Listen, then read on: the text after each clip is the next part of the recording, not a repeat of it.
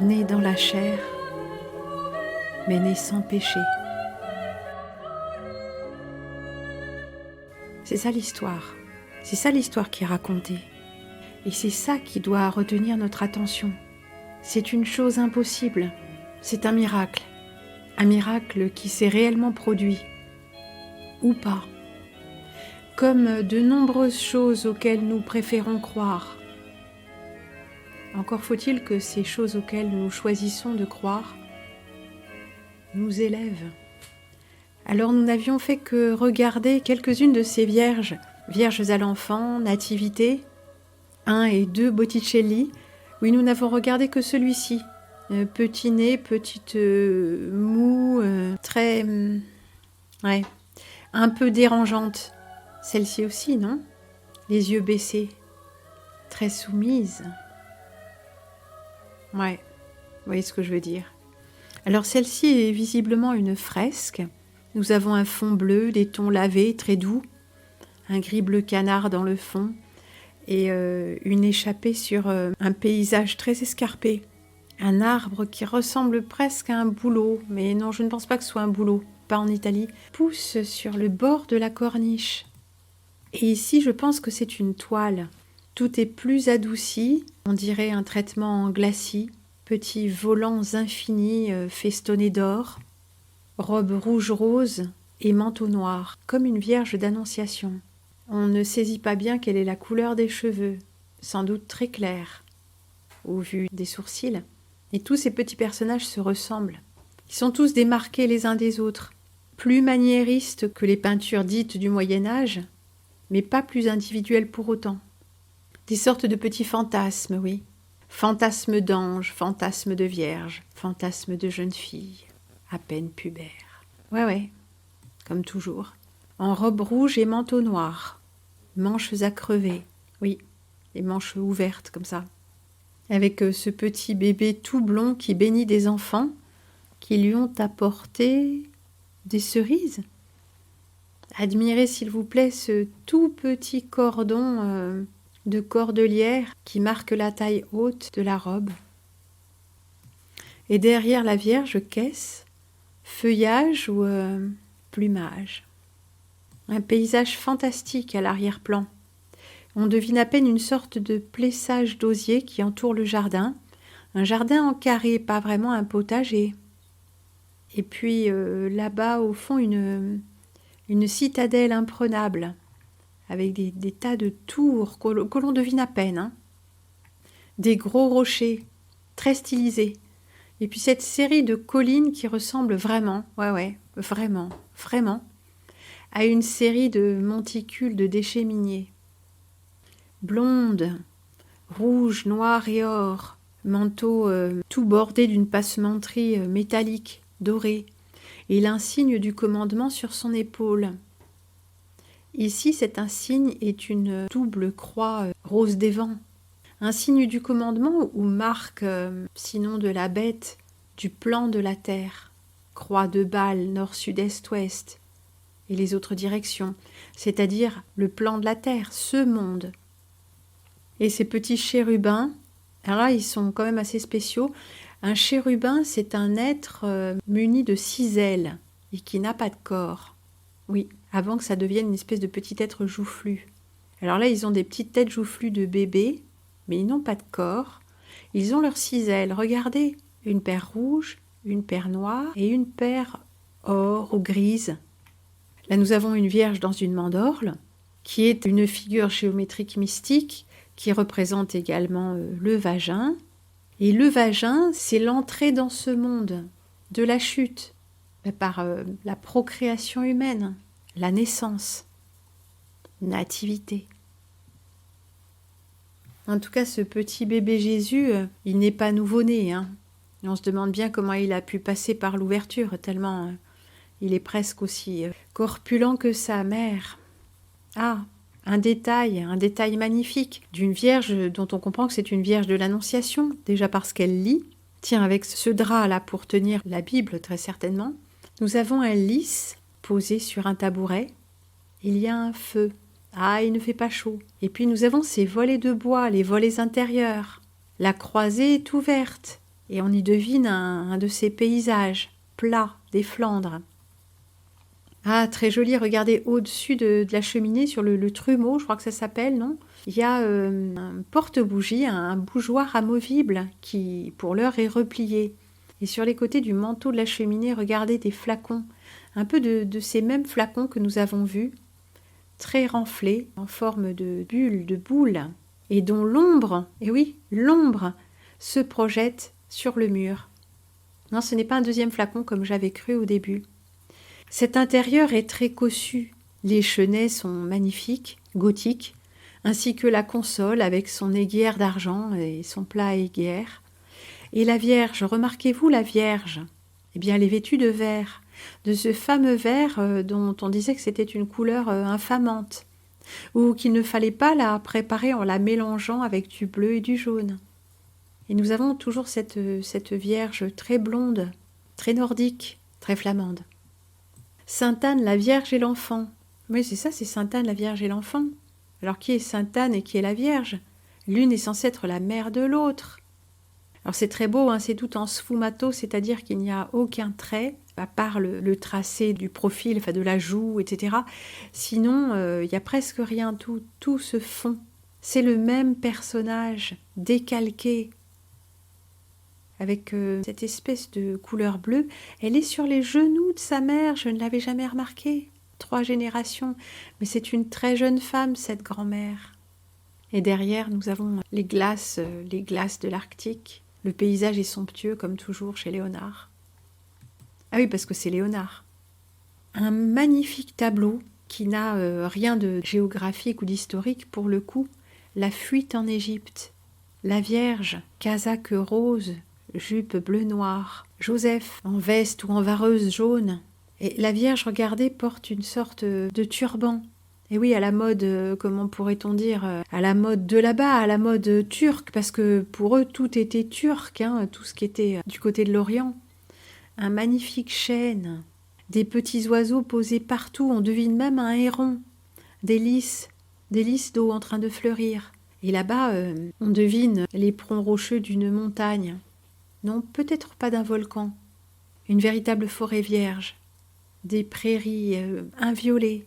N'est-ce pas un petit papillon? Non, c'est un iris d'eau.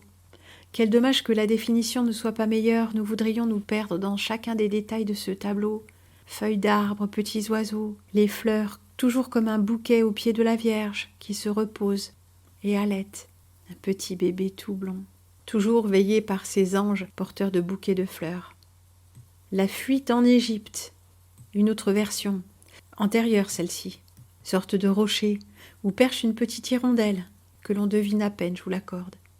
La Vierge, tout en bleu, robe et manteau. Joseph, en rouge, cueille des dattes, sans doute pour nourrir sa petite famille. Et au fond, là-bas, ce qu'on voit, c'est une chaumière, une maison très très triangulaire, et un paysage de Flandre, un palmier dans un paysage de Flandre.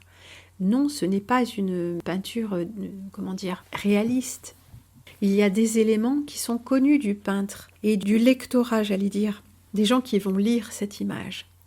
Ils vont reconnaître leur campagne, parce que c'était la coutume de l'époque, hein, quelque campagne que ce soit. Mais il y a les éléments, l'âne, le palmier dattier, pour faire un peu couleur locale, un peu comme le turban de la Vierge sur l'image précédente. Sainte Famille. Et qui est ce petit personnage ? Ah, c'est adorable. Vous voyez bien que ce n'est pas réaliste, toujours pas. Ici, nous avons la Vierge très jeune, le vieillard au front déjà dégarni, Joseph, le petit bébé déjà bien éveillé, et à côté qui est-ce ? C'est Saint Jean le Baptiste.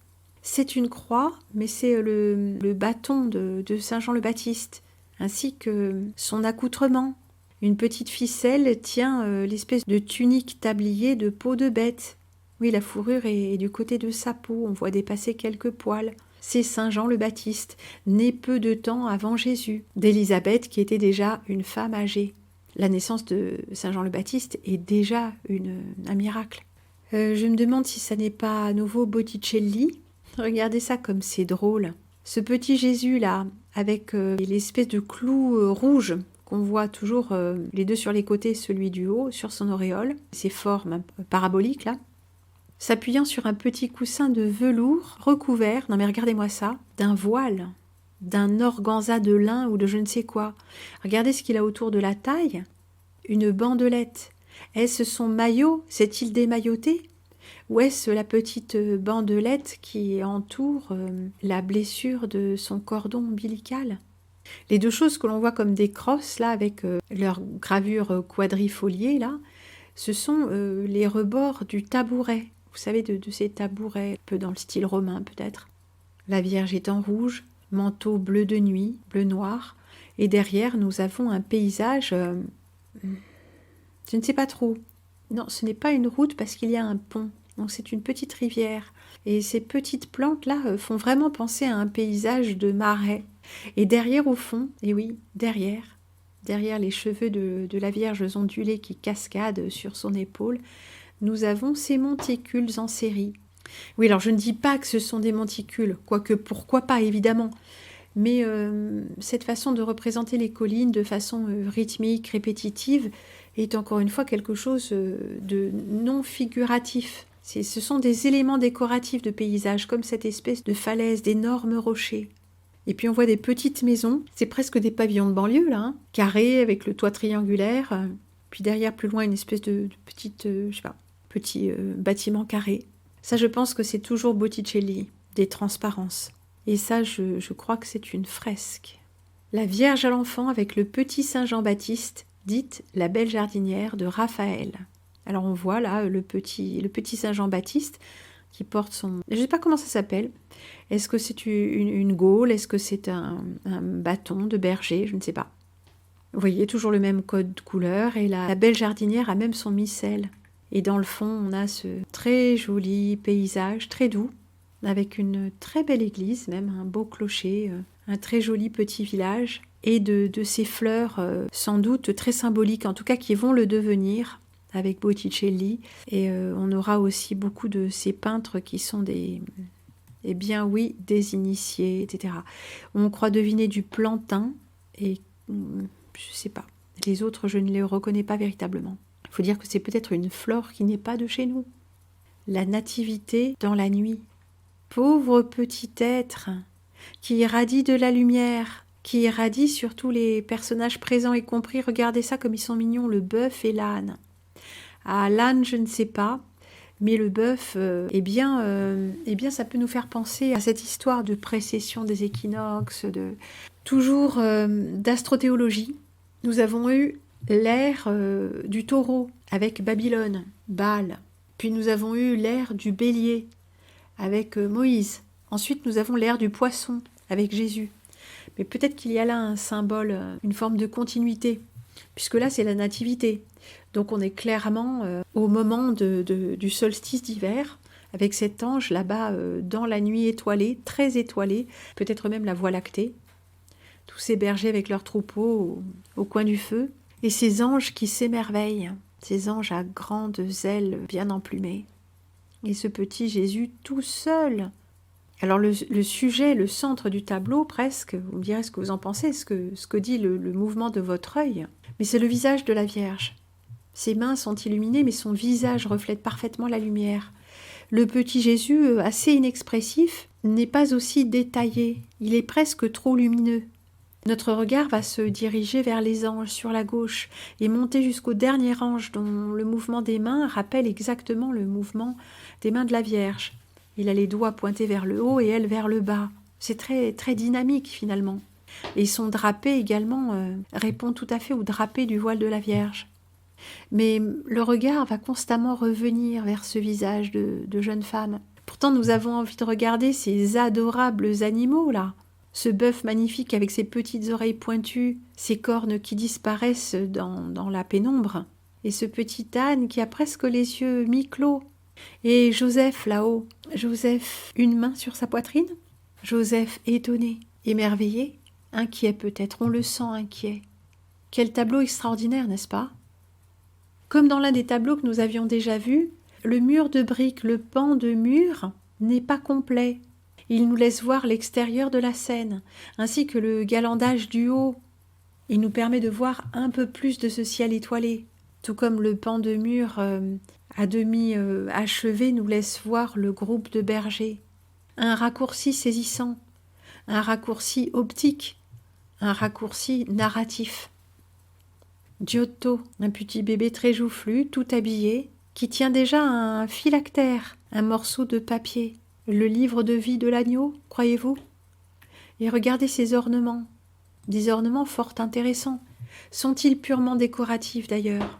Une croix, une sorte de motif à 4 branches, surmonte un hexagone fleur-de-lysée. Très joli. Or, rouge et noir. Les couleurs de l'habit de la Vierge, ainsi que son air mystérieux, nous évoquent l'icône du noir, et une tunique blanche qui n'est pas courante, toute bordée d'or. Tout cet or, l'or des auréoles, la ganse qui borde le manteau, ainsi que la robe richement décorée du petit enfant Jésus. Tout cet or nous évoque l'icône. Hiératique et un peu étrange. Je suppose que c'est Sainte Anne, qui ici est une femme âgée, la Vierge, un peu éberluée, et le petit Jésus dans ses bras. Une image presque inquiétante. Tiens, les anges secouent des ostensoirs, les anges du bas. Et ceux du haut tiennent un dais rouge orné de motifs de feuillage et d'oiseaux peut-être. Non, cet art-là n'est pas encore totalement humanisé, et le style de ce peintre est un peu étrange. Jan Gossart, l'adoration des rois mages, peinture flamande, légèrement gothique sur les bords et remplie, des coloris somptueux, des verts, des bleus d'azur. Et pourquoi le pavé de carrelage est-il aussi abîmé? Sans doute sommes-nous dans quelque endroit pauvre. Non, ce n'est pas un gâteau bavarois à la fraise, c'est vraisemblablement le chapeau de ce roi qui rend hommage à l'enfant Jésus. Et ce que vous voyez dans la main de la Vierge, tout en bleu, c'est un calice dans lequel certainement se trouve l'encens, les parfums, les présents. D'ailleurs, le couvercle en est posé à terre, au pied de la Vierge. Et il y a aussi un bâton de pouvoir. Au pied de la Vierge, regardez comme c'est joli. Ne dirait-on pas une ortie blanche qui a poussé là où les carreaux sont cassés? Les rois mages et leur suite rivalisent de richesse avec ces pièces d'orfèvrerie, je ne sais pas comment on appelle ça. Ce ne sont pas vraiment des vases. Oui, ce sont des vases quasiment architecturaux. Et regardez s'il vous plaît la couronne de Balthazar, Gaspard Melchior, c'est Balthazar, l'homme noir. On dirait presque un chapeau balinet. L'interprétation du turban est aussi intéressante, avec ses nœuds. Le troisième roi attend son tour. On note la présence de la couleur verte sur les habits des rois mages, de 2 d'entre eux en tout cas. Et derrière, dans l'encadrement d'une porte ou dans un renfoncement, il y a Joseph, en vêtements rouges. Une des couleurs traditionnelles manifestement des Saint-Joseph de Nativité. C'est vraiment un homme âgé, il a d'ailleurs un bâton. Et derrière, vraiment mais très délicatement, dans une encadrure de porte dont les briques sont abîmées, il y a le bœuf, et de l'autre côté il y a l'âne. Et encore plus loin, on aperçoit derrière la barrière un peu défoncée, un petit paysage, ainsi qu'une magnifique abbaye. Le personnage de l'avant-plan, le roi mage en manteau de fourrure, semble être à l'effigie de quelqu'un, sans doute du commanditaire de l'œuvre, sans doute, ou peut-être, je ne sais pas, car il ressemble bien aussi un peu à Saint-Joseph. Tous ces personnages ont un style, comme les dessinateurs de bande dessinée. Ils font un peu tous leurs personnages de la même manière. Mais je demeure quand même assez stupéfaite par les différentes couleurs et variétés des costumes des anges. Jusqu'au vert, un magnifique tissu de brocart, ou broché, enfin, vous voyez, avec des motifs très complexes dans le tissage. Et son comparse, il lit un phylactère. Il écrit quelque chose, bien sûr, que nous ne pouvons pas lire. Et son comparse à côté, regardez la couleur de ses ailes, bleu azur, rouge rosé, et ce long ruban rouge. Ça, ce sont autant de symboles que nous sommes en capacité de décrypter ou pas. L'ensemble architectural est assez extraordinaire. Derrière, nous devinons une tour ronde avec ces petits créneaux et machicoulis, une tour ruinée de briques, un portique de pierre. Ah, nous voudrions en voir tellement plus. Hein. Le pavage est abîmé, tout tombe en ruine, mais c'est très beau, très géométrique aussi. La nativité de Guy de Sienne. Regardez cette jeune fille en noir, tout en noir, la main dans sa poitrine. Sur une couche rouge, rouge est le bœuf qui se penche vers l'enfant Jésus emmailloté. L'âne est presque invisible dans le noir. Et regardez l'étoile du berger qui émane d'un ciel à l'envers, d'un globe de ciel à l'envers. Comme c'est intéressant. D'une bulle. Ils sont dans une sorte de caverne, de grotte, qui ressemble presque à un dôme glacé, une bombe au chocolat ou je ne sais quoi. Et Saint Joseph, en retrait, tout petit, parce qu'il est moins important. Et en dessous, ce qu'on voit, c'est, je ne sais pas, une autre scène où deux personnages donnent son bain à l'enfant Jésus. Non pas le baptême, bien sûr que non. Cette institution n'existe pas encore en tant que telle. Et puis il y a 6 anges. Et puis il y a les bergers, un petit chien, des moutons et même une petite chèvre noire. Et l'enfant Jésus dans sa mangeoire rectangulaire, presque comme une tombe. Ce qui est quand même fascinant, c'est cette étoile de Bâle entre le bœuf et l'âne. Ce bœuf rouge. Cela ne nous rappellerait-il pas la génisse rouge? La nativité de Robert Campin, encore des anges à phylactères dans tous les sens. Ce petit bébé tout seul par terre, et ce vieux Joseph qui tient la chandelle, tout de rouge vêtu, de riches dames sont venues. Et les bergers ont même apporté leur musette, la cornemuse. Le bœuf et l'âne sont là où ils doivent être, près de la mangeoire. Regardez, le galandage de cette grange s'est abîmé, le torchis est parti par endroits. Et le treillage de bois sur lequel il tient aussi, ce qui nous permet encore une fois d'admirer l'intérieur de la crèche. Et regardez s'il vous plaît les détails de construction. Sur un soubassement de pierre, peut-être de briques, il y a une poutre horizontale, une poutre verticale. Et regardez le détail s'il vous plaît. Les mortaises, les encoches et les lumières. Une partie des morceaux manque. Cette grange tombe en ruine, n'est-ce pas ? De même que sa toiture. On voit qu'il y a un contrevent supplémentaire qui est prévu. Il y en a un petit là en haut, piqué de 2 chevilles, mais il y en a un de plus. Mais s'il était là, ça nous gênerait pour l'image, n'est-ce pas? Comme c'est bien fait. Au-dessus, la paille du toit de chaume manque par endroits. Et derrière, là-bas au loin, le soleil se lève entre des rochers vraiment fantastiques. Une ville superbe, et même plusieurs, une ville, et puis une série d'édifices sur le sommet d'une colline, un paysage de lacs, de montagnes, une route bien entretenue, une belle maison avec des chiens assis, un beau porche. Tout est si beau, si cossu. Regardez ces belles dames riches, vêtues de drap vert, bleu, de brocart rouge, le plastron tout rehaussé de pierreries et de perles. Et qui s'agenouille sans rechigner devant le petit enfant. Ce personnage de dos qui tient un phylactère, malheureusement illisible. Une image où il y a beaucoup à lire. La Nativité du Christ de Giovanni Francesco de Rimini. Regardez si c'est joli. Ici, aucun contrevent ne manque. Et on voit qu'il s'agit aussi de paille à ces espèces de petits trucs là, de petits points qui semblent être les trous de la paille. Stylisés bien sûr. Admirez s'il vous plaît à l'arrière-plan le bœuf et l'âne avec leurs yeux exorbités, dont le profil de l'échine est strictement démarqué l'un de l'autre. N'est-ce pas adorable? La Vierge, manteau bleu doublé de noir, robe rouge. Saint Joseph, tiens donc, ici il arbore les 2 couleurs, la robe rouge, le manteau jaune. Et puis ce petit Jésus dans une attitude très adulte. À l'arrière-plan, une très belle ville rouge, donc de briques je suppose, sur le sommet d'une colline. Un paysage très bien quadrillé de champs et de prés. Et là-bas, au bout, sous la main de l'ange, un terri, ou ce qui ressemble. Sublime représentation solaire. La Vierge est ici couronnée. Extraordinairement couronnée d'ailleurs.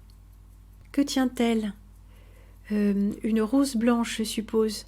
Et ce petit bébé dans son giron a l'air tout à fait alerte. On le sent remuer des jambes, tricotant des gambettes comme le font les bébés. Il ne tient pas en place. Ici encore, les symboles sont nombreux. Dans le coin en haut à gauche, je suppose que c'est Saint Joseph, son époux. Dans le coin en haut à droite, c'est l'esprit. J'ai vu l'Esprit descendre sur lui comme une colombe. C'est l'Esprit Saint. Et puis, il y a des iris, un chardon posé sur le banc où est assise la Vierge. Des lys, bien sûr, attribut de pureté, je ne l'ai pas dit hier, mais... Et regardez, s'il vous plaît, avez-vous vu? Représentation lunisolaire, représentation hautement symbolique et peut-être même alchimique. Cette Vierge tout de rouge vêtue, le fond noir derrière ce soleil, soleil de vérité, soleil christique. Et regardez, le voyez-vous? L'image est mal découpée, hélas. Le croissant de lune, sur lesquels la Vierge a ses pieds. Et oui, le Christ solaire, la Vierge lunaire, mâle et femelle. Tout ça, c'est de l'astrothéologie, c'est du code. Alors bien sûr que je ne me fais aucune illusion, aucune idée sur la religion catholique et ses représentations. Non pas que la gnose soit plus vraie, non pas que la religion catholique l'ait absorbée, mais ce sont des choses qui de toute éternité sont présentes et sont transmises. C'est comme si on ne pouvait pas s'en décoller. De toute façon, le soleil et la lune sont là, même s'ils sont mensongers. Ils sont là autant que l'homme et la femme, le mâle et la femelle sont là dans ce plan de réalité. Il y a quelque chose à comprendre. Mais bien sûr, avec tout ce symbolisme gnostique, tout ce symbolisme occulte, le malin nous fait croire que parce qu'une chose est cachée, elle a plus d'importance. En réalité, nous n'avons pas besoin de ce savoir occulte, parce qu'il n'a absolument aucune importance. Je veux dire, il serait même plutôt dangereux pour notre salut. Nous voulons en savoir plus. Pourquoi voulons-nous la connaissance? Pour une forme de pouvoir, toujours, malgré ce qu'on se raconte à soi-même. Une forme de pouvoir intellectuel ou magique, ou matériel, ou davantage. Mais pour faire le bien, nul pouvoir n'est requis. Le positionnement moral ne dépend pas de connaissances secrètes ou cachées. Il ne dépend même pas d'une véritable connaissance, juste d'une présence et d'une capacité de discernement véritablement humaine, c'est-à-dire qui passe par le cœur. Quelle image exceptionnelle, n'est-ce pas? Ces détails et la façon de restituer les choses de la nature, ces feuillages, ces tiges, ces herbes, toutes ces plantes. L'œuvre de Dieu. La Vierge et l'Enfant de Bartolomeo Caporali. Quelle douceur et quelle délicatesse! Les deux ont presque le même visage. Ce n'est pas encore une peinture humaine, une peinture de représentation. C'est une peinture totalement symbolique. Les deux auréoles se fondent, mais elles sont très lisibles. Celle du Christ avec sa forme. Je ne sais pas comment on appelle ces espèces de clous rouges là. La Vierge, en rouge et noir, l'insigne du commandement sur son épaule, des passementeries dorées, très délicat. Délicatesse du drapé, délicatesse de l'attitude adorable et pour le coup très, très humaine, très tendre de ce petit bébé qui a passé un bras autour du cou et pose sa main sur la gorge de sa mère. Quelle tendresse absolue! Non, pas réaliste, mais profondément évident, humain, tendre. Ah, voilà de ces images gênantes. La Vierge et l'Enfant de Carlo Crivelli. Regardez ce petit bonhomme, aux yeux cernés, au petit nez retroussé, presque un peu porcin, joufflu en diable, avec son signe cabalistique, ses petites sandales, sa pose maniérée, les très longs doigts de sorcière de cette Vierge, qui nous regarde par en dessous. N'y a-t-il pas quelque chose d'un peu malsain là-dedans? Une grosse cerise, un tapis rouge, une pomme et 2 poires, la pomme du péché? Ou juste un jardin? Non, je n'aime pas beaucoup son air à celle-là, et à lui non plus. La Vierge et l'Enfant entourés d'anges de Giovanni Boccati. Un petit chardonneret qu'il a dans les mains, ce petit bébé, recouvert d'un voile tellement transparent qu'on ne le voit pas, comme le voile qui est posé sur les cheveux tressés et retressés de sa mère. Mais regardez comment il est déjà dessiné, ce bébé. Il a des tablettes de chocolat, des abdominaux d'homme, en guérant carton, ce qui représente des notables, ce prêtre, cet évêque avec la mitre de Dagon. Ah, Dagon, Dagon. Regardez s'il vous plaît la chasuble du prêtre, rouge, avec un ornement autour du col et sur le devant. Regardez, qu'est-ce que vous voyez? N'est-ce pas une anque? Une croix égyptienne, là, vous savez, cette croix d'Égypte, qui n'est pas vraiment une croix, hein, la goutte avec une barre transversale, et cette mitre de Dagon, qui est une tête de poisson, les prêtres de Dagon. Et oui, rien ne change jamais, c'est à peine transformé. Ici, la Vierge est vêtue d'un manteau doublé d'hermine. Ah, ce n'est plus la pauvreté, hein? Une Madone à l'enfant. Ah, comme c'est intéressant, qu'y a-t-il dans l'auréole de la Vierge? Ave Maria, le signe du commandement, et une espèce de cabochon qui évoque quand même un peu, allez, je vais le dire, un vagin, hein, qui ferme son manteau, ce voile de toute transparence. Et il y a écrit « Ego sum lux mundi vitis vera ». Vitis. Ego sum, alors on a SV, hein, V c'est un U, et une barre au-dessus du U. C'est quand on n'écrit pas toutes les lettres. Ego sum, je suis, lux mundi. Et au-dessus du U, il y a aussi une barre. La barre ne figure pas ni le N ni le M, mais figure les lettres manquantes.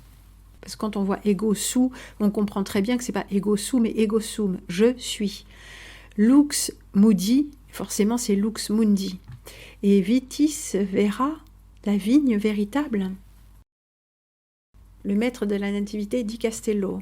Alors ces petits anges là ressemblent tout à fait à des enfants, des demoiselles d'honneur, avec ces petites roses. Tout le monde regarde quelque part, c'est un peu bizarre. Et ce bébé joufflu vraiment énorme, dont le gros orteil est déjà déformé vers l'intérieur. Regardez, il est si gros que les mains de sa mère ne le contiennent pas. Un peu révulsé, se tenant le menton dans les mains, dans une attitude pensive, qui n'est pas celle d'un bébé. Maître de San Jacopo a Mucciana. Là, on est plus dans l'icône, quelque chose d'ancien, très hiératique. Tous les visages sont tirés sur le même modèle. Une composition en symétrie relative, très élégant. Ah, ça, je ne sais pas non plus qui c'est. Nous avons là, de part et d'autre à l'arrière-plan, des religieux. Les mains jointes avec le lys, est-ce que c'est pas Saint François? Je ne sais pas. Et l'autre a les mains croisées dans ce signe sur la poitrine, dans ce signe que nous avons déjà vu. L'enfant Jésus est vêtu d'une robe. Ça ressemble vraiment à une robe, et une robe rose. Mais on avait déjà vu ça. Le rose est une couleur qui figure le rouge, et le rouge est aussi une couleur virile. Très très beau ton de bleu. Et regardez, il tient dans ses mains l'orbis mundi, hein, et il tient la sphère du monde. Pas de la terre, hein, du monde, qu'il désigne de son doigt. Et ce n'est pas le globus crucigère, il n'y a pas de croix au-dessus. Alors c'est toujours... c'est intéressant, hein. Il y a un équateur et puis un demi-méridien, on pourrait dire. La fuite en Égypte. Alors à nouveau, nous avons un Joseph qui est habillé en rouge lors de la fuite en Égypte. Un baluchon, un chapeau de paille d'Italie pendu dans son dos. La Vierge allait ce tout petit bébé. Un très beau tissu de drap noir, dirait-on, et le poil de l'âne, un poil bien laineux et si joli. Et derrière, qu'est-ce qu'il y a? Il y a cette scène épouvantable, manifestement du massacre des saints innocents, parce qu'on dirait qu'il y a quand même de la castagne, et il y a cette grande ville magnifique derrière, qui est sans doute la représentation de Jérusalem, avec ses grands rochers, ces magnifiques paysages, des petites chèvres, une colonne avec une statue, parce que cette statue est en train de se casser, dirait-on. Quelqu'un casse la statue. Jetons un coup d'œil au bas du tableau, une fontaine, une toute petite fontaine où l'âne sans doute s'abreuve. Joseph s'est arrêté là. Un coup d'œil sur ce chemin. Toute petite fougère, petite plante, petit caillou. À son côté, Saint Joseph porte à la ceinture une gourde, une véritable gourde. Non, ce n'est pas la transparence du verre, c'est une gourde, c'est-à-dire une courge gourde et une dague. C'est dans les détails qu'on voit les choses les plus intéressantes, n'est-ce pas? Et comme je vous ai sans doute déjà dit, les avant-plans sont plus empreints de couleur jaune, enfin, sinon de couleur jaune. Il y a du jaune dans les tons des avant-plans, les tons des carnations, même du chemin, du poil de l'âne. Et puis après, on est dans les verts qui contiennent encore du jaune. Et plus on s'éloigne vers les lointains, plus on va être dans les bleus. Un vert bleuté, et puis un bleu, et puis un blanc qui pâlit jusqu'au fond des lointains. Une nativité dans l'étable. Je parlais des détails, mais on voit comment est faite cette étable. comment les choses sont ligaturées ici pour le coup. Et c'est très drôle parce que le bœuf et l'âne sont dans leurs stalles respectives. Il n'y a que les têtes qui sortent. Comme c'est drôle. Alors qu'est-ce que c'est que ce matériau-là, à feston gris? Je ne sais pas. Et nous avons là un religieux, ah oui, avec le crâne fendu, donc celui qui s'est fait fendre le crâne, c'est je ne sais pas qui. C'est un des religieux qui représentait un des saints, je veux dire. Le petit Jésus. Pour une nativité, il est déjà bien poussé, hein. Sainte Marie, Saint Joseph, et puis une sainte et un saint, que l'on reconnaît à leurs auréoles. Giuliano di Simone da Luca. Ça, c'est intéressant. Voyez-vous ce que je vois? Ah ben, y en a des choses à voir là-dedans. Il y a du monde. Il y a la Vierge en train d'allaiter. Robe rouge, manteau noir et signe du commandement sur son épaule. Et puis il y a d'autres personnages. Nous avons là la Madeleine, Marie-Madeleine, chevelure dénouée et flacon de parfum. C'est à des détails comme ça qu'on reconnaît qui est qui. Et là, nous avons un personnage, un évêque, qui tient trois boules dans ses mains. Alors je ne sais pas qui c'est. Grâce à ses attributs, on doit pouvoir le reconnaître. Ainsi que cette sainte qui est là, visiblement une religieuse, avec des fleurs dans son tablier. Et là, clé et livre en main, en manteau jaune, c'est Saint-Pierre. Au-dessus, nous avons des anges musiciens. Une petite mandoline, une petite vielle, un rebec, une autre petite mandoline et une harpe du style celtique. Et en dessous, au pied de la Vierge, dans le gazon fleuri, enveloppé d'une peau de bête qui la fait ressembler à un serpent, c'est Ève. Ève est le serpent femelle. Oui, parce qu'on a déjà vu ça. Marie est la nouvelle Ève. La nouvelle Ève qui rachète le genre humain en donnant naissance au Fils de Dieu. Tommaso del Mazza, des anges. Tympanon, je ne sais quoi, des anges très femelles. Et puis ce bébé drôlement joufflu qui tient dans ses mains un petit chardonneret. Alors le symbolisme du chardonneret, je ne sais pas. Mais nous sommes encore dans l'icône. Hein. Vierge à l'écran d'osier de Robert Campin. Comme c'est intéressant. Le carreau de la salle. Le décor gothique de la console sur laquelle elle est appuyée. Le hanap doré, quadrilobé. Ce magnifique livre d'heures ou cette Bible entourée de son tissu, hein, dont une page est en train de se tourner dans le vent. Oui, parce qu'il y a un courant d'air, regardez, la fenêtre est ouverte. Ah non, elle n'est pas ouverte, c'est juste le panneau de bois, le volet intérieur clouté. Mais la page s'est refermée d'elle-même. Regardez ces petits êtres, ces petits lions sculptés au sommet de la rambarde du banc. Et regardez aussi, s'il vous plaît, ce petit bout de paysage. Ah oui, ça tombe bien, forcément. On a le plus intéressant de la ville dans ce seul petit carreau de la croisée. Une porte, ou plus exactement une muraille avec ce qu'on devine être un porche d'entrée, et ces petites maisons avec la façade à escalier, là, vous savez, je ne sais plus comment ça s'appelle. On avait vu ça à Oloron. Et puis derrière, l'église. Tout est parfait, n'est-ce pas ? Et derrière l'écran d'osier, eh bien apparemment c'est le feu qui brûle dans la cheminée. L'écran d'osier, c'est peut-être pour ne pas avoir trop chaud. Vierge l'enfant de Domenico Ghirlandaio, le petit Jésus et Saint Jean-Baptiste bébé, avec des petits pages. Et derrière, vous reconnaissez ? Nous sommes à Venise, le Grand Canal, ou peut-être que nous sommes ailleurs après tout, parce qu'il n'y a pas de colline comme ça à Venise. Derrière la Vierge, vous noterez la présence du lys, de plusieurs lys. Ces enfants sont porteurs de lys.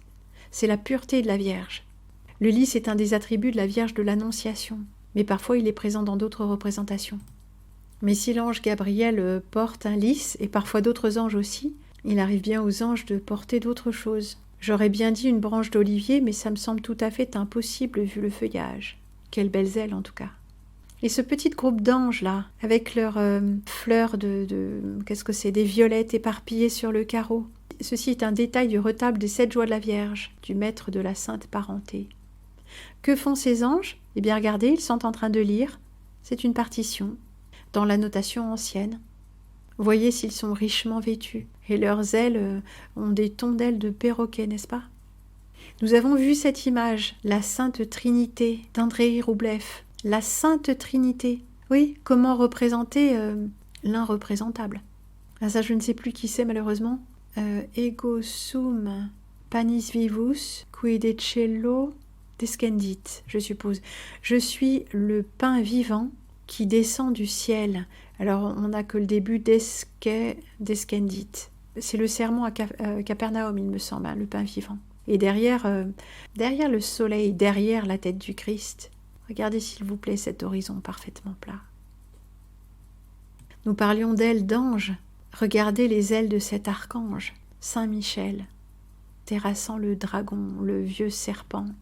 Si, il a une queue qu'on voit derrière ses jambes. Saint Michel, délicat comme une femme, mais gros biscotto, grosses cuisses et bon jarret de soldats romains, tout cuirassé d'or. Ah, Salvator Mundi, Léonard, ces deux doigts-là. Ils vous font penser à quelque chose, ces deux doigts, parce que moi j'ai beaucoup repensé. Et il faut que je vous montre quelque chose. Parce que ça m'a trotté dans l'esprit très longtemps, et je suis sûre que c'est ça, d'une manière ou d'une autre.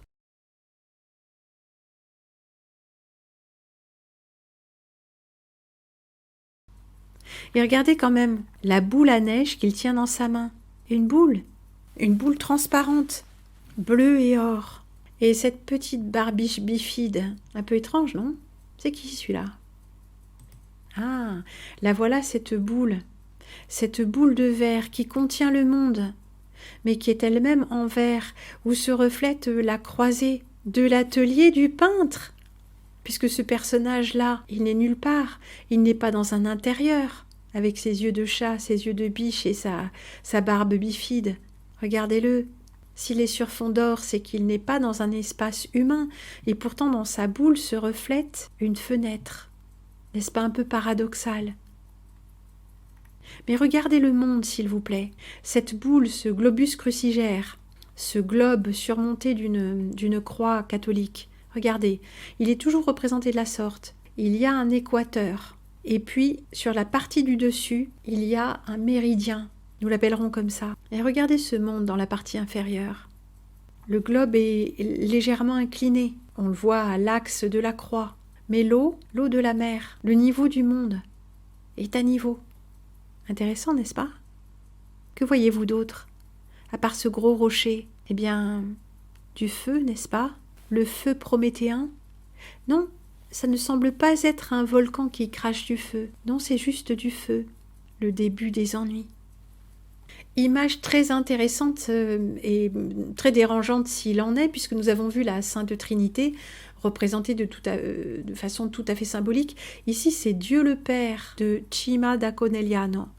Regardez-le, Dieu le Père, oui, un vieillard, barbe blanche. C'est pas qu'il est pas beau, mais un peu étrange quand même, non? Celui-ci, nous l'avions vu, regardez-le, le Christ dans le désert, de je ne sais plus quel peintre russe. Ça n'est pas un primitif italien, mais je voulais vous montrer cette image. Regardez, ce n'est pas un désert, c'est un paysage après exploitation minière à outrance. Les excavatrices sont passées, il n'y a plus rien, et il n'y a rien qui pousse. Nous n'avons pas vu beaucoup d'images d'adoration des rois mages. Eh bien, nous laisserons ça pour plus tard, ce n'est pas encore pour aujourd'hui. Et je vous ai épargné ce genre d'image-là, la présentation de Jésus au temple, car c'est encore trop tôt, c'est 8 jours plus tard. Eh bien, Brit Mila, la circoncision. Parce que vous croyez qu'il y avait échappé, lui? La Vierge en gloire avec les apôtres de Mariotto di Nardo. Alors, en jaune, je suppose que ce n'est pas Judas, mais Saint-Pierre avec sa clé, et l'autre en face, qu'on aurait pu prendre pour Saint-Pierre, avec le front dégarni, c'est Saint Paul.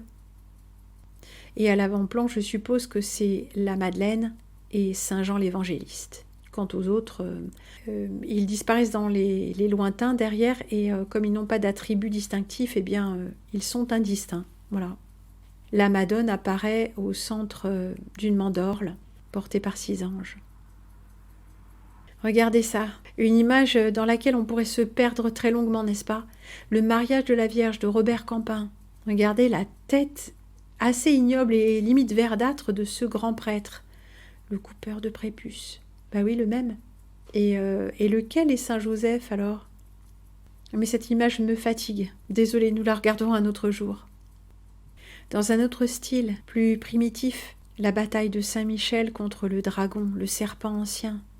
Mais il n'est pas tout seul. Il y a de ces créatures ignobles, des ténèbres. Et regardez derrière là-bas, qu'est-ce que c'est? Vous les reconnaissez? Les anges déchus. Regardez, ils se sont alliés avec des vers noirâtres. Inquiétant, n'est-ce pas? Mais sublime. Le centre du tableau, c'est vraiment ce bouclier de gloire et de protection, et ce visage soucieux, mais cette force. D'ailleurs, dans le coin en haut à gauche du tableau, on reconnaît bien les œuvres du diable, l'incendie, et des gens qui courent, poursuivis, des lamentations. Saint Christophe et l'enfant Jésus de Tommaso del Mazza. Que porte notre Saint Christophe? Un fouet, des palmes. Et à quel moment intervient cette histoire, cet épisode de Saint Christophe portant l'enfant? Quelqu'un d'entre vous le sait-il? Pas moi. Ah, voici l'une des versions du baptême du Christ de Fra Angelico. Ce n'est pas celle que nous avions regardée, mais quel coloris magnifique. Et ces rochers là de crème glacée, ils nous rappellent vraiment ce que nous avons vu récemment. Hein. Des choses très stylisées, très peu naturelles. Oui, je vous montre tout ça parce que dans la nativité, il y a toujours plus. Il y a le bébé, mais il y a le Christ en puissance. Le sermon sur la montagne, Fra Angelico. Nous ne l'avions pas vue, celle-ci. N'est-elle pas magnifique, elle aussi? Mais nous allons pour l'instant laisser ce petit bébé se rendormir dans les bras de sa mère. Du moins nous l'espérons, car il est né dans la chair. Il est né dans la chair. Et même si entre le moment de sa naissance et le moment de son ministère, nous n'avons rien à dire de ce personnage, le fait est que l'histoire veut qu'il ait vécu parmi nous, dans la chair, dans le monde de la chute, né dans la chair, mais sans péché, conçu sans péché, parce que de toute éternité, sans péché. Alors j'avais dit que je parlerais de cette astro-théologie et tout ça, mais il est difficile pour moi d'avoir les idées absolument claires sur ce que je veux vous en dire. Bien sûr que le Christ, le vrai, le Christ roi, s'il existe et s'il a vécu parmi nous, n'est pas né à Noël. C'est le soleil, c'est le roi Dieu soleil qui renaît à Noël, alors que le Christ est né une fois, est mort une fois, et ressuscité pour toujours. Par son sang, il nous a rachetés, une fois, une seule. C'est-à-dire qu'en fait, c'est le personnage par lequel le cycle s'arrête.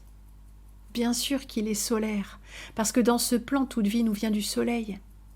Mais c'est là qu'il ne faut pas confondre. Bien sûr que le Christ et la Vierge empruntent à toute l'iconographie précédente, et même peut-être suivante, je ne sais pas comment dire, du monde entier, de l'illusion du monde. Le soleil, la lune, le serpent, le ci, le ça. Il y a beaucoup de choses qui nous parlent de notre physiologie et d'une physiologie de l'illumination possiblement. Mais en suivant la voie de l'illumination à l'orientale, on suit la voie du serpent. La voie qui nous est demandée, c'est de sortir de la gnose, de sortir de cette connaissance occulte. Je n'ai rien fait en secret. Allons, rendors-toi, petit bébé. Ton heure n'est pas encore venue.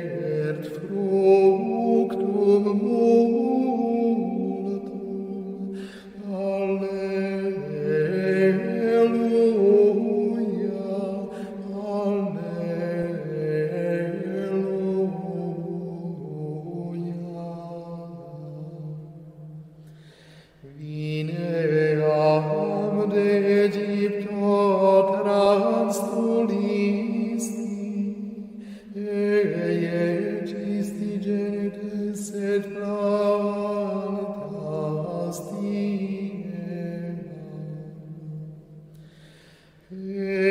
Ego sum vitis